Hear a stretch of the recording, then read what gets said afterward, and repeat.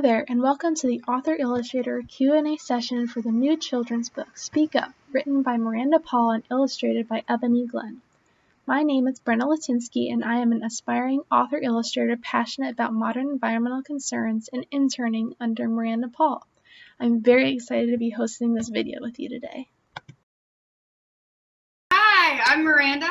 I write books for kids. I love doing that. And this Speak Up is my 15th book. I've also published another book with Clarion at Houghton Mifflin called Little Libraries, Big Heroes, and it's illustrated by John Parra. And I'm really, really excited to be here today and to meet Ebony Glenn. I'm really happy to meet you and Brenna. So this is awesome. This is the first time I actually get a chance to meet and talk with another author. So again, my name's Ebony. I am a children's book illustrator, and I illustrated Speak Up. I've illustrated a lot of different books. Speak Up definitely was one of my favorites. It definitely challenged me in many ways as an artist, and it definitely helped me learn to speak up. So thank you, Miranda, for writing such an awesome book, and I'm so happy to be part of it. Our first question for today: what was your favorite thing about writing or illustrating Speak Up? My favorite things was imagining the backstory for each character. When I was illustrating it, it's fun for me to think, okay, what did they, I don't know, what did they eat and how did they get there? You know, did their mom and dad help them? And having that kind of thoughts go through my head helps me think of like different spreads and the different things they're going to do throughout the day. So that was kind of fun, just giving them my own little names and my own little backstories and trying to think how I can make each character, I guess, what's the word? Interact with the other ones and how they're going to interact with the teachers. Thank you. What about you, Miranda? Wow, I think one of my favorite things about this book in general is that when I wrote it, it really came from a place deep in my heart and a lot of things that had happened in my life. And I didn't think anyone would actually ever want to read it. So I put it away for a really long time. But every time I pulled it out, it was something that still rang true. And the fact that people have embraced it and wanted to read it, and that more than one publisher even wanted to publish it, was one of my favorite things. It was very validating to know that there are other people who feel this way, that we don't just have to ignore problems or just try to sort of shake things off all the time, as we really can make a difference with our voice. But I love also that this particular book allowed me to keep a promise that I had made to some school kids. And in the dedication page of Speak Up, it's dedicated to 11 kids that I ate lunch with who spoke up and asked to be named in my next book. Our next question is, has this book helped you speak up? There's one spread that really strikes me now as extra important, and it's the spread that says when you make a small mistake, even if you didn't know, speak up, say you're sorry, learn to listen, learn to grow. I think that grown-ups aren't great at admitting that they've hurt someone else, and sometimes we've hurt people by not saying anything at all or refusing to see things from another point of view. So that spread allows me to really reflect and think that once you do know something is different, or you do know you've made a mistake, it's important to recognize that and do better, because learning to listen and grow is a big part of making change within, so that you can do work and make change out in the community too. When I got this book, I was so excited because I felt like I was living in a time where I finally felt comfortable sharing my truth, and I had a lot of people telling me not to, or a lot of people who were stopping me from just speaking up. And I felt like this book came at a great time in my life, where it said, you know what, your voice is valid, your opinion is valid, how you feel is valid, what you're going through, it matters, you know, and you have to hopefully not be afraid to just share who you are and what you know is important to you and what you know can help others. So I'm hoping that other people and children, when they read it too, that they can know the importance of just sharing your truth and speaking up. What do you want readers to know about you as the author or illustrator of this book? Oh, me? Gosh, I want readers to know that as I said, we can have trouble speaking up, and that's okay. I don't think that there's one right way to do it. I don't think there's a wrong way to do it. I do think that listening to is really important. I think if everybody speaks up, then probably won't hear people to really make a difference.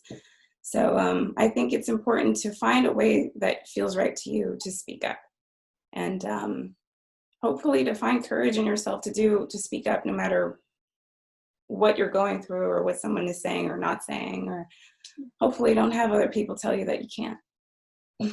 It took me a long time to sort of find that courage to be able to speak up, especially to grown-ups. So I think that I want kids to know that especially if you're shy or you're afraid, is that there are steps and things that you can do, and also that you matter, your voice does matter. And most people, even grown-ups, are good, even if it doesn't always seem that way. And that there are grown-ups that can help you, who will help you if you look for the helpers, especially if you have scary situations, maybe at home or in your community. So I also want you guys to know, if you are someone who has your name mispronounced all the time, it's not rude to politely correct someone. You are you, and you belong. Ebony, which page or pages from Speak Up speaks most strongly to a childhood memory? I think the one because there are a lot of them that do, but I think the one that really speaks out, it's the image where the new student, he's trying to find a seat at lunch. I guess this one. And I remember I've been the new kid many times in my life, and that was always my worst thing. On the very first day, I was like, who am I going to sit by, or who am I going to do? And I remember most of the time I would try to ask the teacher if I could stay in class, or I would hide in the bathroom, or I would hide in the library. And I wish that I had a group of kids that would say, you know what, hey, you can come over here with us. I never had that courage to do that. So that was one of the experiences that I wanted to share, is that that feeling of not belonging, of feeling like, I don't know if people are gonna, be happy if I'm here. And hopefully having the courage to see, or not even just speaking up and saying, hey, you can sit with us, it's okay. Or the person themselves saying, you know what, I'm gonna try. Instead of hiding like how I did when I was a kid, to try, to ask somebody like, hey, is it okay if I sit there at lunch with you today? Or having somebody say, hey, would you like to sit with us today? So that's a memory that I had that I guess many people can relate, not just sitting in lunch at school, but probably in many different areas of our lives where we have that time where we just would like to belong, and we hope someone can see our pain and hopefully, or see our discomfort and say, you know what, it's going to be okay. Thanks for sharing. What about you, Miranda? There are a lot of spreads that really, when I look through the book, I see myself as in a lot of those scenarios. But the one that says, rally others, nature needs our mindful voices, reminds me too of the first rally/protest I went to when I was young. And there was a group of kids at another school who formed an environmental club, and my school didn't have one. And there was a mining company that was coming in, and they were there's a lot of pollution that happens or can happen with accidents in mining. And so there was a big environmental fest to sort of raise funds to keep our water in the Wolf River in Wisconsin clean. And that was one of the first times when I joined hundreds of other people and realized that when we come together, our voices are so much stronger. And it didn't matter that I was kind of shy. Awesome. Thank you guys very much for answering all these questions and sharing. Do you guys have any closing thoughts? Or what I would like to say, don't be afraid to speak up. I'm hoping that the one thing that anybody reading this book can learn. This book helped me learn to speak up. And I'm really hoping that it can help other people and other children. It's okay, if you're going through something that you don't know, it makes you scared, or it makes you sad, or it hurts you, to speak up and to let somebody know.